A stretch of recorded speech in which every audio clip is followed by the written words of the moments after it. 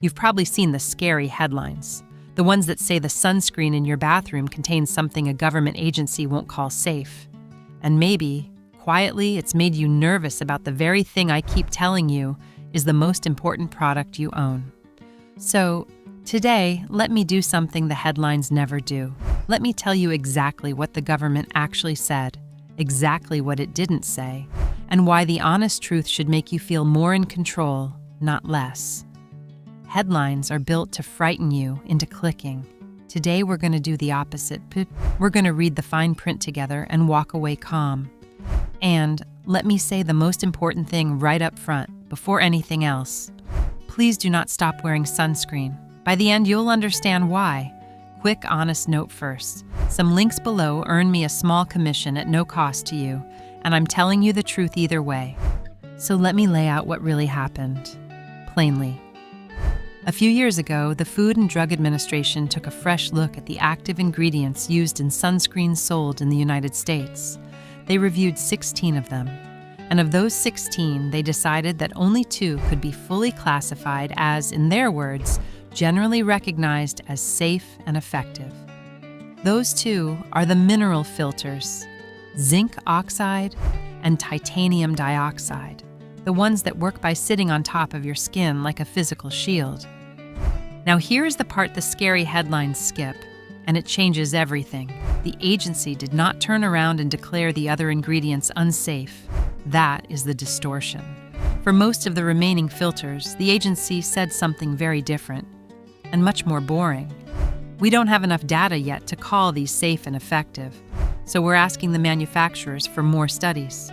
There's a world of difference between we have proof this is harmful and we don't yet have enough proof that it's fine. The headlines collapsed that difference into one frightening word, unsafe, and that word was never the finding. Let me be precise, because precision is the whole point of this channel. There were 2 ingredients the agency did flag over genuine safety concerns, called PABA and trolamine salicylate. But here's the reassuring part. Those 2 were already old-fashioned and had basically fallen out of use. You will struggle to even find them in a modern sunscreen. So for practical purposes, they're not the ones in your bottle. The bigger group, around a dozen common chemical filters with names like oxybenzone, avobenzone, octinoxate, octisalate, octocrylene, and homosalate. Those were not placed in the safe category for one main reason. Studies showed that when you apply them, they get absorbed through your skin and into your bloodstream at levels high enough to cross a threshold that, by the agency's own rules, triggers a requirement for more testing. And here's the sentence that matters most, the one the agency itself was careful to say. Being absorbed into the body does not, on its own, mean an ingredient is harmful. It simply means that once something is getting into your blood, they want to study it properly to be sure. That's not a scandal. That's a regulator doing exactly what we'd want it to do, asking questions before giving a clean bill of health rather than after. Now, I'm not going to wave away every concern because honesty means telling you the whole picture. Among that group, the one that has drawn the most genuine scientific attention is oxybenzone. There's real, ongoing research into whether it might interfere with hormones, and it's absorbed in larger amounts than most. So if you are someone who wants to be cautious, especially if you're pregnant, nursing, or buying for children, oxybenzone is the one name worth knowing, and reasonably, choosing to skip. That's a fair, evidence-based personal choice. But notice the size of that statement. One ingredient with real but still unsettled questions that you can simply choose to avoid. That is a very different thing from your sunscreen is poison. So now let me answer the question you're actually here for. If the agency won't fully bless these ingredients, should you stop using sunscreen until they sort it out? And the answer is a clear, firm no, and I want to walk you through why, because this is where the real risk lives. Here is the honest weighing of it. On one side, you have the chemical filters, where the concern is unconfirmed, still being studied, and amounts to maybe one ingredient worth avoiding if you're cautious. On the other side, you have the thing that happens when women get scared and stop wearing sunscreen altogether. And that side is not unconfirmed at all. The damage from unprotected sun exposure is one of the most thoroughly proven things in all of skincare. It is the leading cause of the lines, the spots, and the rough, crepey texture we blame on age. And far more seriously, it's tied directly to skin cancer, which is common, which is rising, and which is genuinely dangerous in a way no sunscreen ingredient has ever been shown to be. So look at what the fear actually asks you to do. It asks you to drop a proven, powerful protection because of an unproven, still being studied concern. That's not caution. That's trading a real, large risk for a small, uncertain one and calling it safety. The scariest thing you could take away from those headlines is the idea that going without sunscreen is the careful choice. It is the opposite. Bare skin in the sun is the actual risk in this story. But first, let me answer a question that's probably forming in your mind. If these chemical filters raise questions, why are American sunscreens still full of them? And the answer is genuinely eye-opening. The United States has not approved a brand new sunscreen filter in roughly 20 years. The rules got stuck.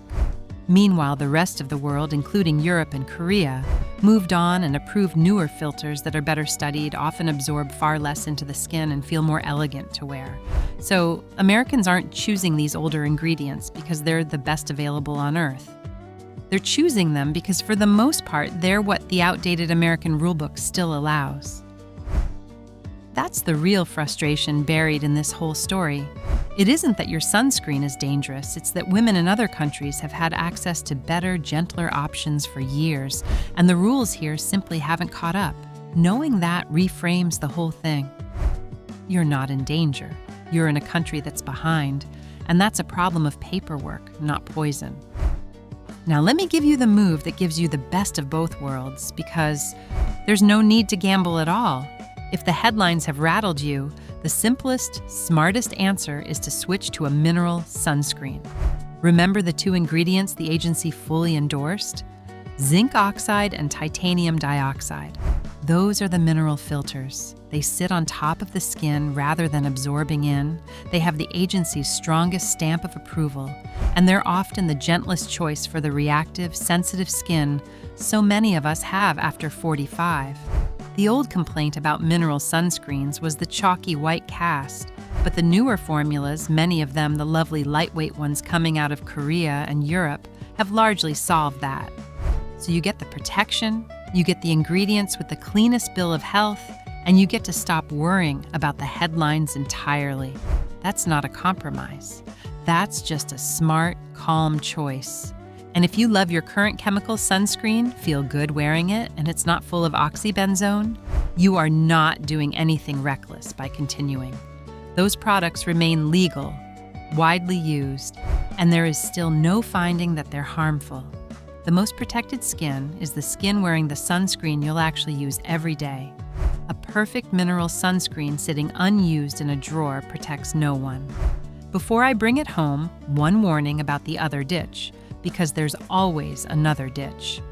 In the wake of these headlines, a louder, scarier corner of the internet has sprung up telling women that all sunscreen is toxic, that you should toss it entirely, and that a little coconut oil or a natural approach will protect you instead. Please don't follow that advice. It is genuinely the harmful overcorrection in this whole story. Kitchen oils offer almost no meaningful sun protection, and trading a well-studied sunscreen for a spoonful of oil is how real damage happens, quietly, over years.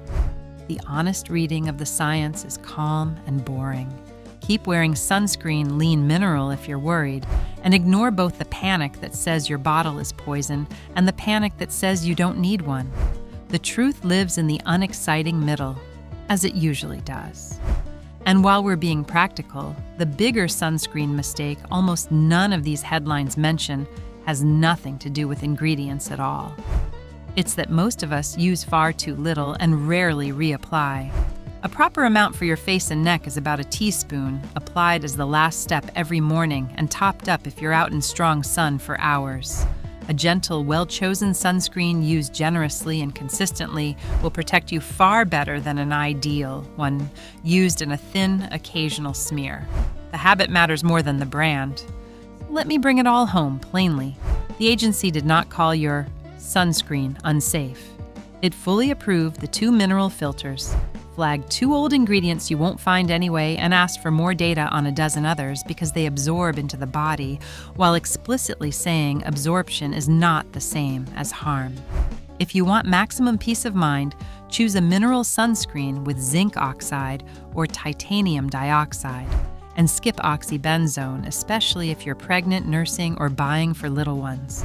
But whatever you do, keep wearing sunscreen every single morning, because the one thing in this entire story that is truly, provably risky is the sun on unprotected skin. Everything else here is a question still being asked. That one is a question long since answered. So let me leave you with a question I'd love you to answer. Tell me in the comments. Are you team mineral or team chemical sunscreen? And has anything you heard today changed how you feel about the bottle in your bathroom? Your honest experience helps the next woman more than any label ever could. And if you found this useful, hit subscribe. I post every Monday and Thursday, and I'd love to keep doing this with you. Links to everything I mentioned are in the description below. In the next one, I'm telling you why that expensive vitamin C serum on your shelf might already be dead, how to spot it in about 2 seconds, and exactly what to do instead. I'll see you there.